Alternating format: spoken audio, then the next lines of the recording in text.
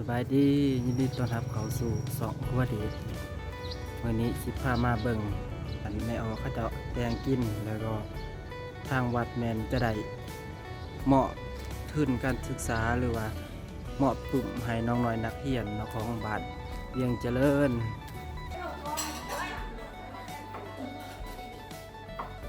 แชงสิข้าวให้แม่ด้วยนะ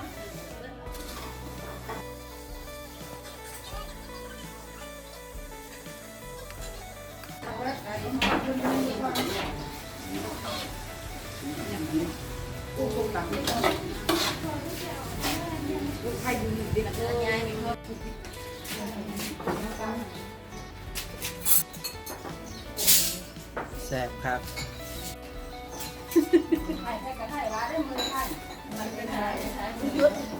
ตอนนี้กำลังวุ่นๆกันอยู่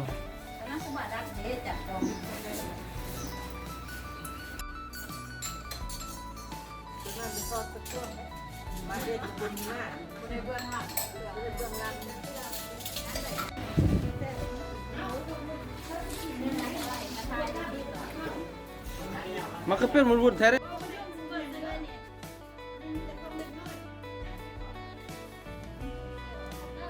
ย่างของยาไปเจอ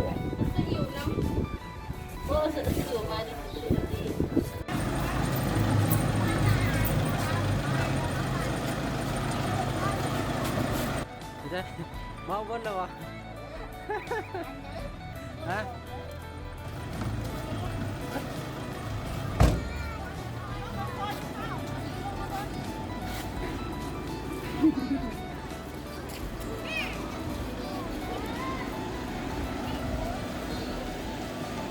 น้องมาได้เขียนมาแล้ว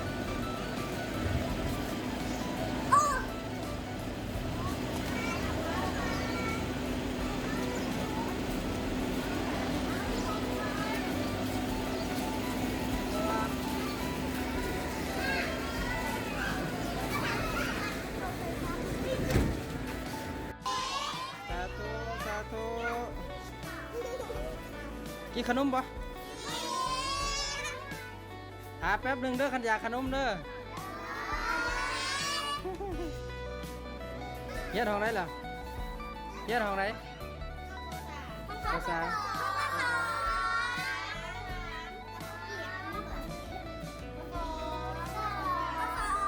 มาหับกู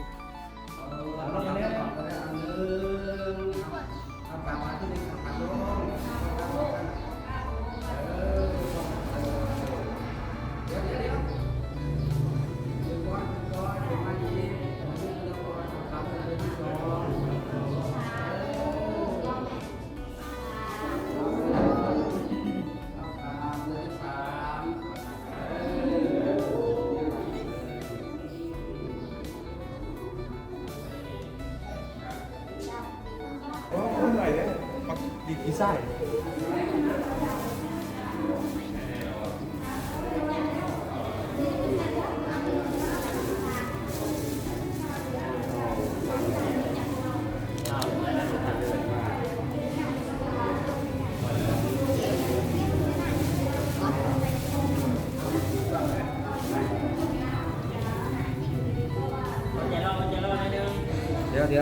เดี๋ยวคนเดียว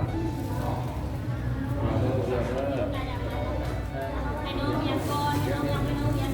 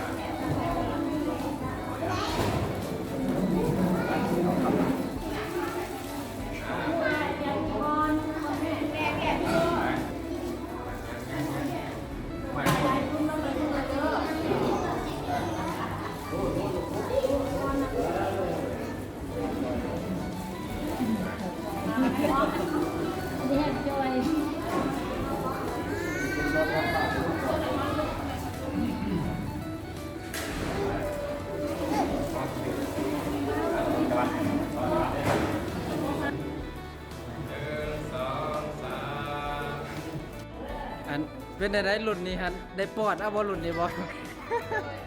ลูกนี่ได้ปวดเอาไป โอ้นี่ก็ได้ปอดเอาเด็กอะสาธุ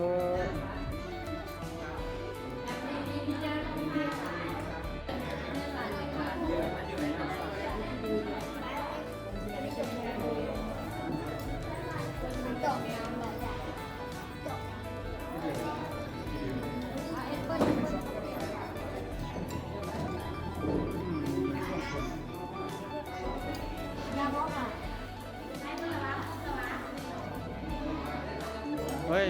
ไอ้อ้วนเอาเบิ้ลอีกเด้อไอ้อ้วนเด้อเบิ้ลอีกเด้อ